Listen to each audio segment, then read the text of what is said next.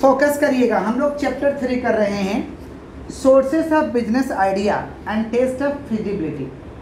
ये चैप्टर का नाम है, ईडीबी का हम लोग चैप्टर 3 कर रहे हैं। सबसे पहले हम लोग को समझना जरूरी है कि what is business idea. Business idea किसको बोलेंगे? ऐसा कंसेप्ट जिसको इस्तेमाल करके हम क्या कमाने वाले हैं? पैसा। ऐसा कंसेप्ट जिसको इस्तेमाल करके हम पैसा कमाने वाले हैं, ऐसे कंसेप्ट को हम बिजनेस आइडिया कहते हैं। बिजनेस आइडिया को सेलेक्ट करने के लिए कुछ इम्पोर्टेंट पॉइंट है, उसे आपको ध्यान में रखना पड़ेगा। समझ रहे हैं? जब आप बिजनेस आइडिया को सेलेक्ट कर रहे हैं, इम्पोर्टेंट पॉइंट को सेलेक्ट भी करना पड़ेगा। जैसे आपको सेलेक्ट करना पड़ेगा कि हम लोकल रॉ मटेरियल को क्या क्या इस्तेमाल कर सकते हैं। यूज लोकल रॉ मटेरियल, समझ रहे हैं क्या बोल रहे हैं? ऐसा प्रोडक्ट बनाए जिसका मार्केट में डिमांड है, ऐसा प्रोडक्ट बनाए जिसका मार्केट में, और हमारे प्रोडक्ट से मार्केट का प्रॉब्लम सॉल्व होगा। ये इंपॉर्टेंट पॉइंट्स हैं। जब हम बिजनेस आइडिया को सेलेक्ट कर रहे हैं तो इसे कंसीडर करना पड़ेगा। क्या हो रहा भैया? पढ़ा दीजिए, रख दीजिए उसको। Sources of information for business idea. Business idea का इंफॉर्मेशन हम कहाँ से लेके आएंगे? हमें इंफॉर्मेशन कहाँ से मिलेगा?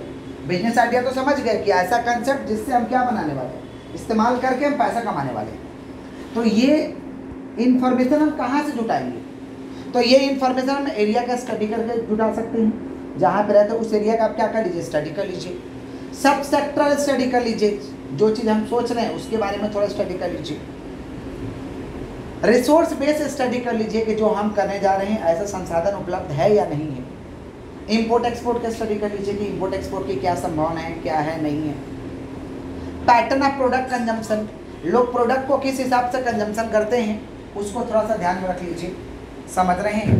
Pattern of product consumption. Demand forecasting, demand को अनुमान लगा लीजिए, कितना प्रोडक्ट का डिमांड रहेगा या नहीं रहेगा, सर्वे कर लीजिए। ये इंफॉर्मेशन जुगाड़ने का क्या है? सोर्सेस है। समझ पा रहे हैं? नेक्स्ट हम लोग समझे थे approaches to generating business idea. कौन सा अप्रोच है जिससे हमारे दिमाग में बिजनेस आइडिया आएगा?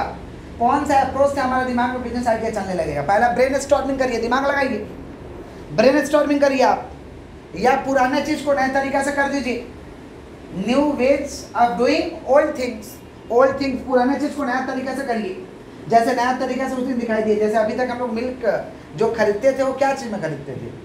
प्लास्टिक वाला, प्लास्टिक में रहता था। समझ पा रहे? मैंने पैक किया हो रहा था प्लास्टिक में। रोहन क्या हो रहा बेटा? ध्यान दीजिए। अभी तक जो हम लोग खरीदते थे वो कैसे खरीदते थे भाई? प्लास्टिक में पैक रहता था ना। अमूल का आप दूध ले लीजिए, या आप रेड काऊ ले लीजिए, या मदर डेयरी का ले लीजिए। लेकिन अभी नया तरीका एक कंपनी लेके आया है जो क्या किया, बोतल में पैक करके देता। बोतल, समझ रहे? एक कंपनी कोई है, जियो करके था, मुझे मैं ध्यान नहीं दिया, बट वो क्या किया, मिल्क को क्या चीज में ला दिया? बोतल में। तो पुराना चीज़ को ही नया तरीका से थोड़ा पेश करिए, पुराना चीज़ को ही नए तरीका से पेश करिए। इसको कहते हैं new ways of doing old things. पानी कभी बिकता? पानी तो फ्री में मिलता था, तो पानी फ्री में मिलता था, पुराना था पानी। फिर एक सियाना आया, बिस्लेरी का मालिक, सब बोतल में पानी भरा। समझ रहे हैं? घर वाले उसके बोलते थे कि बेटा यहाँ दूध नहीं बिकता, पानी कैसे तुम बेचेगा? लेकिन वो आगे ही ब्रेन स्टॉर्मिंग कर चुका था, दिमाग लगा चुका था, पानी बिक रहा है ना भाई, दूध से महंगा बिक रहा है, और नया तरीका से बेच बोतल में भर। समझ रहे? तो new ways of doing old things, ये बिजनेस आइडिया का क्या अप्रोचेज है। या इम्प्रूविंग एन एग्जिस्टिंग प्रोडक्ट, जो प्रोडक्ट है उसी में कुछ नया कर दो, इम्प्रूव कर दो। इम्प्रूव लोग करते हैं ना, देखिए जब फ्लेवर ला देते हैं, ये वाला टेस्ट नहीं पसंद पड़ रहा है, ये वाला टेस्ट पीजिए। जैसे इनो में 3-4 फ्लेवर आ गया, पहले एक ही फ्लेवर था लेमन। ग्लूकोन-डी में देखिए एक और फ्लेवर आ गया जो सभी लोगों को पसंद ज़्यादा आता है, ऑरेंज फ्लेवर। समझ रहे हैं? तो उसी को इम्प्रूव कर दो, कुछ नया कर दो, फ्लेवर वगैरह चेंज कर दो। यूटिलाइजिंग वेस्ट मटेरियल, और या कुछ बर्बाद मटेरियल हो रहा है उसे दिमाग लगाओ कि यूटिलाइज करके क्या बन सकता है। ये बिजनेस आइडिया के अप्रोचेज है। ब्रेन स्टॉर्मिंग करिए, नया तरीका ढूंढिए पुराने चीज़ को करने का, पुराना प्रोडक्ट को इम्प्रूव कर दीजिए। समझ रहे हैं? और utilising waste material, waste material को ही क्या करिए, यूटिलाइज कर लीजिए जो बर्बाद होता है। Selection of business idea, business idea को सिलेक्शन करने के लिए कुछ फैक्ट्स हैं, उसे कंसीडर करना पड़ेगा। बिजनेस आइडिया को आप सेलेक्ट करने जा रहे हैं तो कुछ फैक्ट से उसे कंसीडर करना पड़ेगा। पहले तो रीजनेबल एश्योरेंस कि हम जो करने जा रहे हैं गारंटी है ना कि सक्सेस होंगे कि नहीं, कहीं फेलुअर तो नहीं हो जाएंगे, हमारा आइडिया ग्राउंड लेवल पे सक्सेस होगा। तो रीजनेबल एश्योरेंस देख लीजिए। रिटर्न ऑन इन्वेस्टमेंट, हम जो पूंजी लगाएंगे कितना रिटर्न आएगा, ये आप देखिए। समझ रहे हैं क्या हम लोग समझ रहे हैं? Selection of business idea, selection of, तो रिटर्न ऑन इन्वेस्टमेंट देख लीजिए। इन्वायरमेंटल का क्या फैक्टर्स होने वाला है, इन्वायरमेंट का बहुत बड़ा असर होता है बिजनेस पे।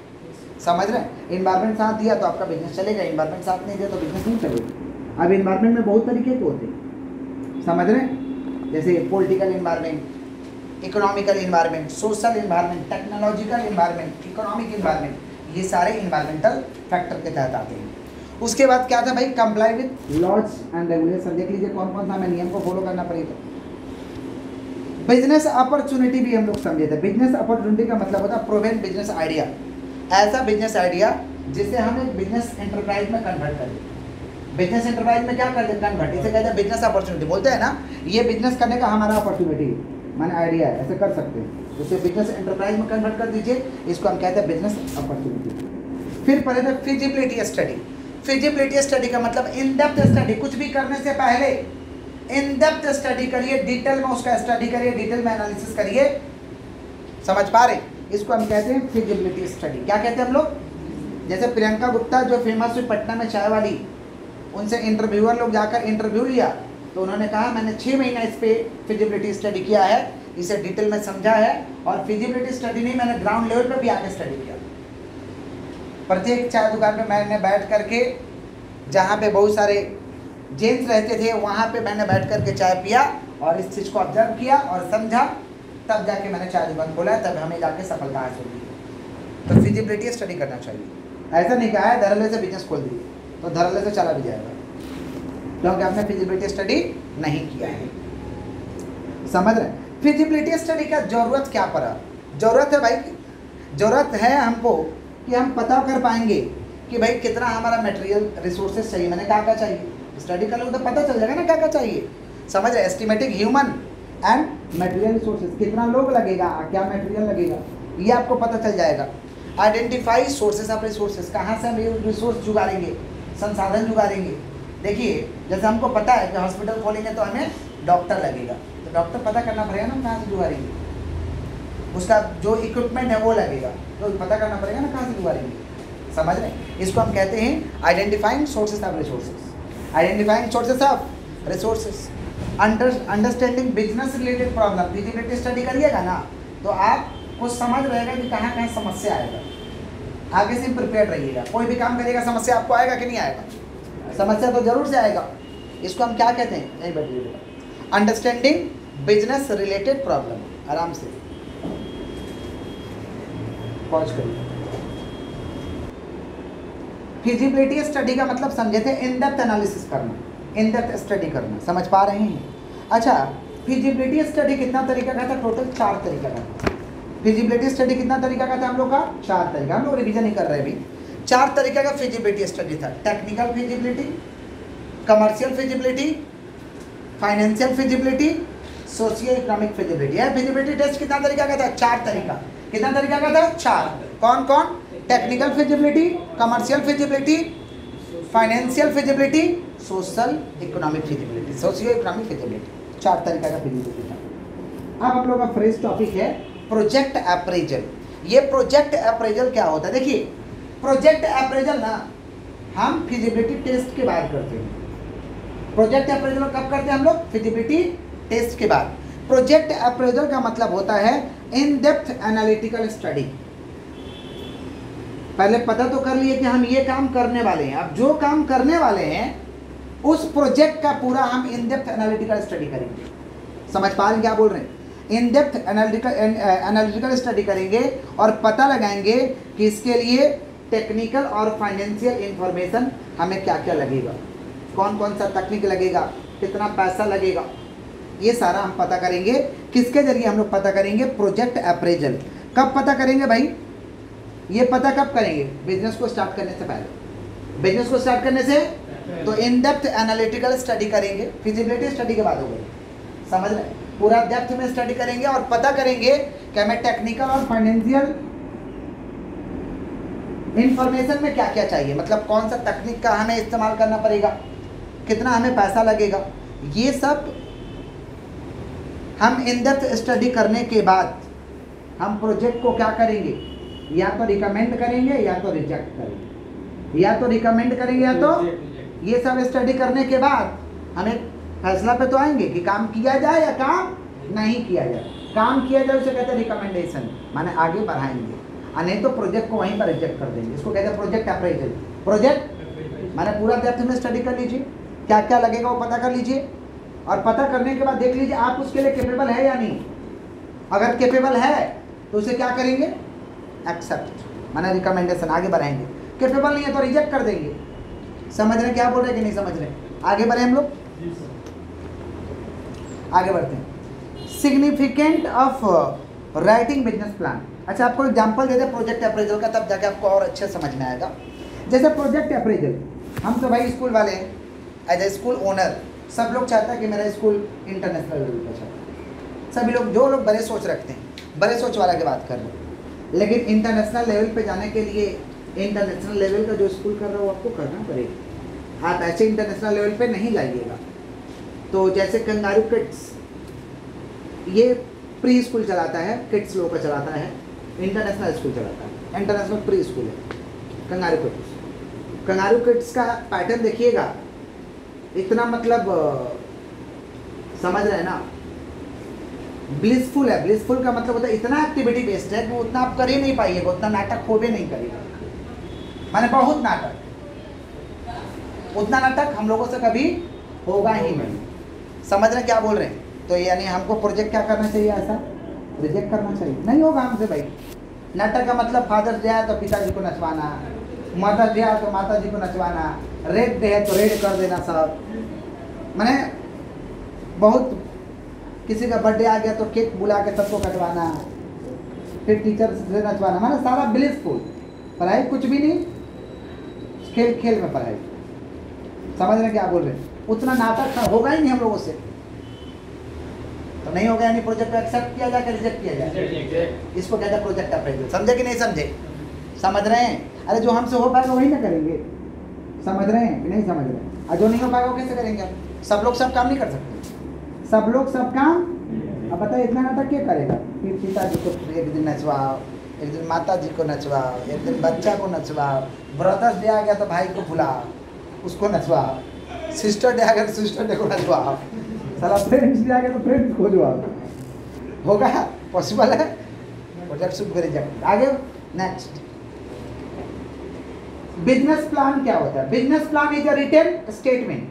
Business plan is a written statement, एकदम वो लिखित रहता है। बिजनेस प्लान का मतलब है रिटन स्टेटमेंट होता है, और इसमें साफ साफ लिखा रहता है कि एंटरप्रेन्योर, समझ रहे हैं, कहाँ पर जाना वो चाहता है और कैसे जाएगा, कहाँ पे जाना चाहता है और कैसे, साफ साफ लिखा रहता है। इसको हम कहते हैं बिजनेस प्लान। मतलब बिजनेस प्लान को अगर साधारण भाषा में बात करें तो road map of the organisation, vision of the organisation, mission of the organisation, इसे कहते हैं बिजनेस प्लान। रोड मैप का मतलब होता है कि हमें मान लीजिए इस ऑब्जेक्टिव को पूरा करना है। जैसे विजन हो गया, जैसे हमारा विजन है कि हमें ऑल ओवर इंडिया में सस्ता एजुकेशन प्रोवाइड करना है, बेस्ट क्वालिटी एजुकेशन देना सस्ता पे, ताकि हमारे देश के हर बच्चे पढ़ पाए। ये हमारा क्या है? विजन। ये हमारा क्या है? विजन। एज ए स्कूल के तौर पे ऑल ओवर इंडिया हमारा टारगेट है खोलने का। मैं कहाँ तक जाऊँगा मुझे पता नहीं, समझ रहे? ये हम लोग का क्या विजन।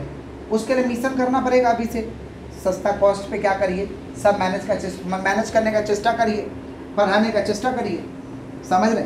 ये क्या है? मिशन है। रोड मैप क्या है कि भाई इस तरीके से हमें बढ़ना है कि 1 से 2, 2 से 3, 3 से 4 ऐसे करना है, समझ रहे? इसको हम कहते हैं बिजनेस प्लान। नहीं समझे? पक्का? तो हर ऑर्गेनाइजेशन का एक तो बिजनेस प्लान, जैसे बिग बाजार का बिजनेस प्लान था, समझ रहे? बिग बाजार का भी एक तो बिजनेस प्लान था कि भाई कम पैसा पे सारे कस्टमर को सुविधा देना, सारे क्लास के लोगों को सुविधा देना, और बिग बाजार ऑलमोस्ट देता भी था। माने सारे सेक्शन के लोग जाके खरीद सकते थे, ऐसा बात नहीं था कि बिग बाजार में नहीं खरीद सकते थे। रुमाल ही खरीदेगा भाई, खरीदेगा ना भाई, कुछ नहीं खरीदेगा तो रुमाल खरीदेगा, लेकिन खरीद तो रहे थे। बिग बाजार अभी तो खैर बैंकरप्ट हो गया। चलिए कहाँ पे हम लोग? Business plan. क्लियर? तो business plan is a written statement, written में सब कुछ लिख देंगे। समझ पा रहे, आप समझ पा रहे बेटा? जैसे उसमें क्या लिखेंगे भाई, road map of the organisation, vision of the company, mission of the company, हर चीज का विजन और मिशन होता है। चलिए आगे बढ़ते हैं।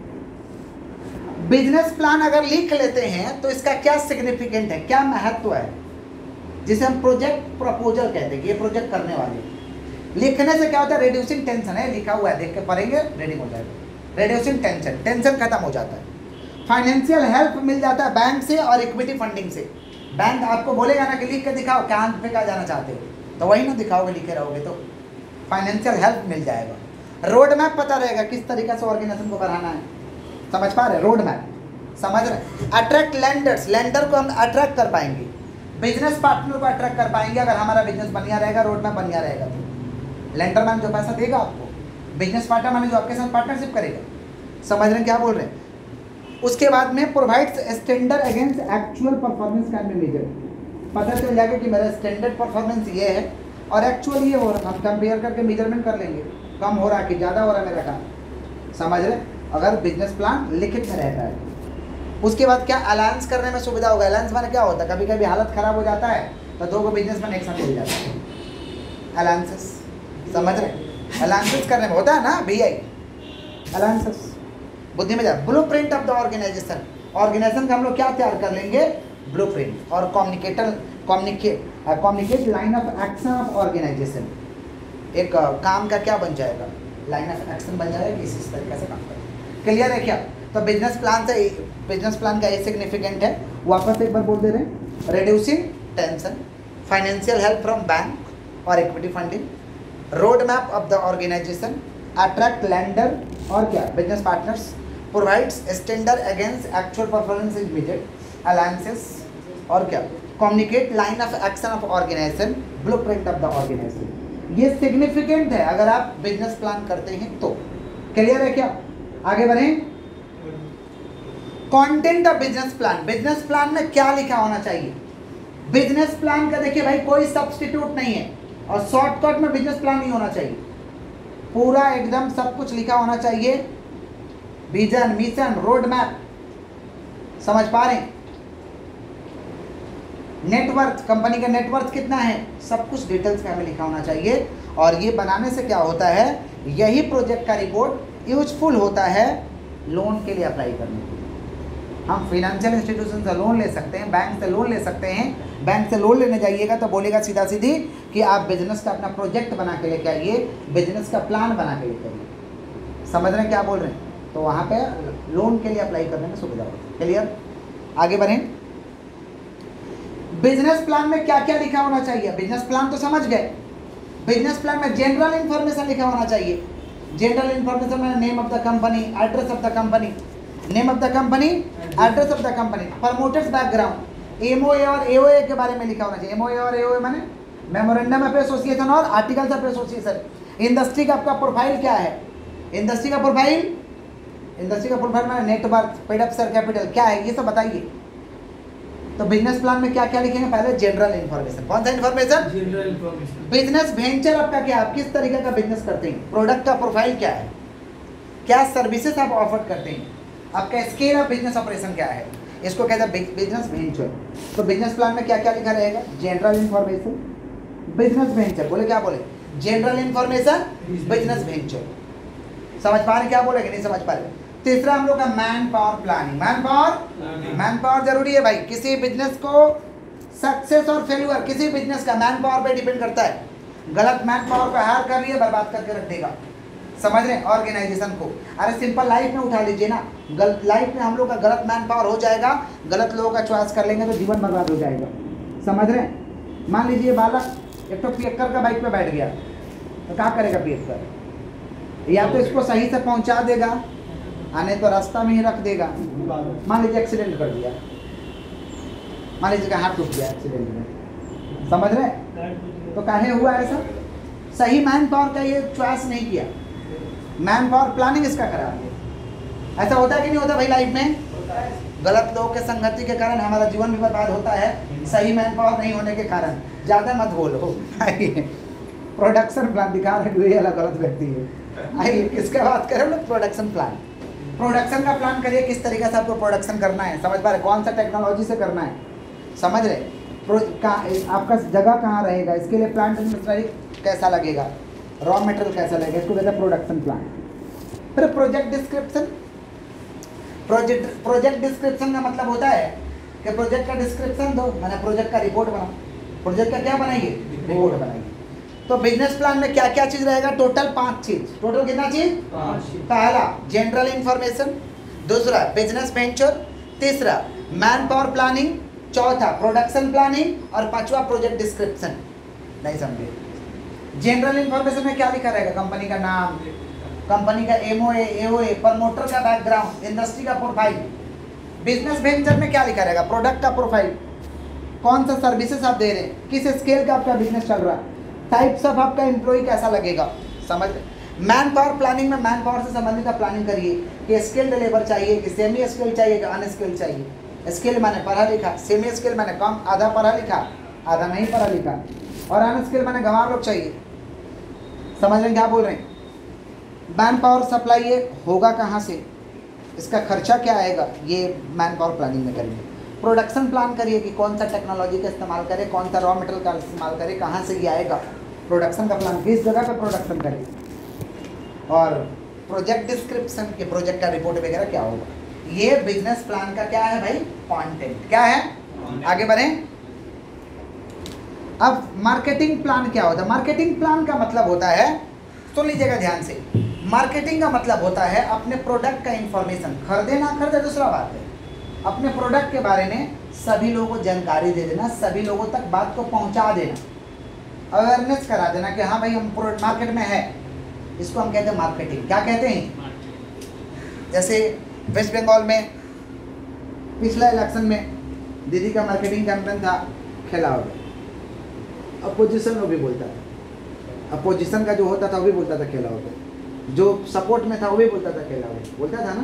This is called marketing. Opposition भी बात आपका बोलने लगे, इसको कहते हैं मार्केटिंग। आपका नहीं लगा प्रोडक्ट, कोई बात नहीं, आपको प्रोडक्ट के बारे में जाने, आपका नाम ले, माने अवेयरनेस को फैलाना, इसको हम क्या कहते हैं, मार्केटिंग। समझ रहे हैं। तो मार्केटिंग के लिए हम क्या क्या प्लान करेंगे, समझ, हाँ क्या क्या प्लान। पहला इन यूजर्स का प्रोडक्ट, प्रोडक्ट का भाई अंतिम यूजर्स कौन है, उसका प्राइसिंग क्या होगा, एंड यूजर्स कौन है, उसका प्राइसिंग क्या होगा। प्रमोशन हम कैसे करेंगे, प्रमोशन माने समझ रहे हैं ना, लोगों को बताना, लोगों को खरीदने के लिए प्रेरित करना, जैसे बाय 1 गेट 1 फ्री, समझ रहे हैं, फ्री सैंपल किसी प्रोडक्ट के साथ अटैच करके ऐसे बंटवा देना कि पहले इस्तेमाल करो, टेस्ट लो, जियो की तरह पहले टेस्ट कराया कि डेटा इज ऑक्सीजन, बाद में फील होने लगा डेटा इज ऑक्सीजन तो अपने भरवाओगे। ओके समझे। तो पहला दिन ही अपना भाषण में बोले थे कि डेटा इज ऑक्सीजन, हम लोग फील नहीं कर पा रहे थे क्या बोल रहे हैं, डेटा कैसे ऑक्सीजन हो जाएगा, लेकिन जब चलाने का लत लग गया लोगों को, रियली ऑक्सीजन है, मोबाइल में नहीं रहता तो हम लोग दूसरा से मांगने लगते हैं। समझ रहे क्या बोले, या मोबाइल डब्बा लगने लगता है, समझ रहे क्या बोल रहे हैं, या हम लोग भरवाने का सोचते हैं, बेचैनी हो जाता है, तो डेटा इज ऑक्सीजन। तो वैसे ही मार्केटिंग प्लान है भाई, पढ़ाने दीजिए।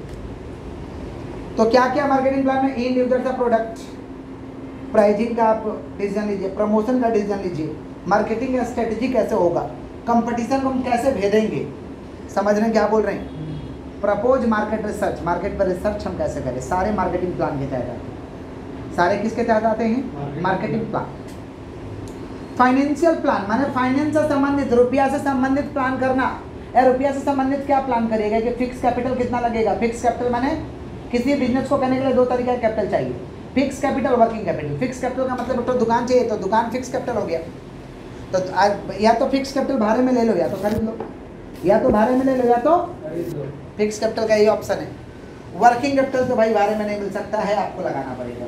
वर्किंग कैपिटल माने जो रोजमर्रा का जिंदगी जीने के लिए पैसा चाहिए, माने डेली का बिजनेस का खर्च चलाने के लिए जो पैसा चाहिए, इसे कहते हैं वर्किंग कैपिटल। क्या कहते हैं, तो फाइनेंशियल प्लान के तहत क्या आएंगे भाई, fix capital, working capital, sources of finance, इसका रुपया का जुगाड़ कहाँ से करें, समझ पा रहे हैं। और analysis of break even point, break even point पे भी ध्यान देना होगा कि इतना तो कमाए भैया कि खर्चा रिकवर हो जाए, माने neither profit nor loss, neither profit, ना ही प्रॉफिट हो ना ही हमको लॉस हो।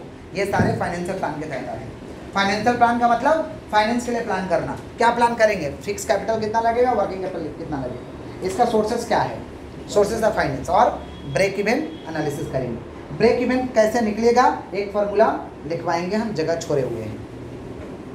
रिस्क, बिजनेस रिस्क क्या होता है भाई, business risk means chances of loss, loss की संभावनाएं बनी हुई है, उसे क्या कहते हैं, बिजनेस रिस्क। ए बेटा जो भी है गलत है वो गलत है, किसका बात कर रहा है, बिजनेस रिस्क। तो business risk means chances of loss, chances of loss की जब संभावनाएं बनी हुई है उसे कहते हैं बिजनेस रिस्क। आगे बढ़े, नेक्स्ट हम लोग का बिजनेस प्रोसेस। बिजनेस प्रोसेस का मतलब होता है फ्लो चार्ट। बिजनेस प्रोसेस का मतलब flow chart, sequence of activity, कौन सा काम के बाद क्या करना है, इसका एक सीक्वेंस होना चाहिए, फ्लो चार्ट बन के लगा होना चाहिए। देखिएगा किसी किसी कंपनी में जाएगा तो फ्लो चार्ट लगा रहता है, कौन सा सीक्वेंस के बाद कौन सा काम होना चाहिए, इसे हम कहते हैं बिजनेस प्रोसेस। बिजनेस प्रोसेस को बिजनेस मेथड भी बोलते हैं, बिजनेस प्रोसेस को हम क्या कहते हैं, बिजनेस मेथड भी बोलते हैं। समझ पा रहे हैं, माने वर्क का सीक्वेंस को हम क्या कहेंगे, बिजनेस प्रोसेस। रख दीजिए बेटा आराम से, उससे तो रख दीजिए, हाथ ही में नहीं छूना है। चलो आगे बढ़ते हैं। बिजनेस प्रोसेस डिजाइन क्या होता है, सुन लीजिएगा ध्यान से। बिजनेस प्रोसेस डिजाइन क्या होता है, जब नया प्रोसेस हम कर देंगे ना, नए प्रोसेस से काम करेंगे, that act of creating new process, that of creating नए प्रोसेस से जब हम काम करने लगेंगे, इसे हम कहते हैं business process design. Business process design, समझ गया क्या बोला, बिजनेस प्रोसेस और मेथड क्या होता है, वर्क का सीक्वेंस को बिजनेस प्रोसेस या बिजनेस मेथड कहते हैं। उसके बाद क्या भाई, बिजनेस प्रोसेस डिजाइन किसको कहेंगे, कुछ नया कर रहे हैं हम, उसे कहेंगे business process design. Location and layout in business process design, सुनिएगा ध्यान से। किसी बिजनेस का सक्सेस डिपेंड करता है location and layout of the plant. सुन लीजिए, किसी भी बिजनेस का किसी भी बिजनेस का सक्सेस और फेलियर डिपेंड करता है उसके लोकेशन पे। सही जगह पे दुकान नहीं लगेगा, सही दुकान पे जगह पे फैक्ट्री नहीं लगेगा, आपका बिजनेस फेल हो जाएगा। लोकेशन बहुत मैटर करता है, लोकेशन बहुत मैटर करता है। जैसे हमारे एरिया में एक तो देखिए कपड़ा दुकान खोले, एक तो कस्टमर उनके पास नहीं आता है क्योंकि एरिया चलने वाला नहीं था, खोल लिए। समझ रहे हैं, लोकेशन गलत है, बिजनेस गलत थोड़ी ना है, लोकेशन गलत है। समझे, तो किसी बिजनेस का फेलियर और सक्सेस लोकेशन पे डिपेंड करता है। समझ पा रहे, लोकेशन पे क्या है डिपेंड करता है, क्योंकि जहाँ बिजनेस कर रहे हैं वहाँ पे facility of raw material supply होना चाहिए। हम जो करने जा रहे हैं उसका रॉ मटेरियल मिलना चाहिए, हम जो करने जा रहे हैं उसका रॉ मटेरियल मिलना चाहिए। फैसिलिटी ऑफ ट्रांसपोर्ट होना चाहिए, ट्रांसपोर्ट से ही तो गुड्स को एक जगह से दूसरी जगह तक लाया जाएगा, लेबर को एक जगह से दूसरी जगह तक लाया जाएगा। फैसिलिटी ऑफ ट्रांसपोर्ट होना चाहिए, नियरेस्ट लोकल मार्केट होना चाहिए, नज़दीक में क्या होना चाहिए, बाजार होना चाहिए, इसको कहते हैं nearest local market. Nearest local market, availability of labour होना चाहिए, लेबर का क्या होना चाहिए, अवेलेबिलिटी होना चाहिए। समझ पा रहे हैं, स्वीटेबल लैंड होना चाहिए, अगर जगह लगा तो हमें जगह भाड़ा में मिल जाए, स्वीटेबल लैंड होना चाहिए।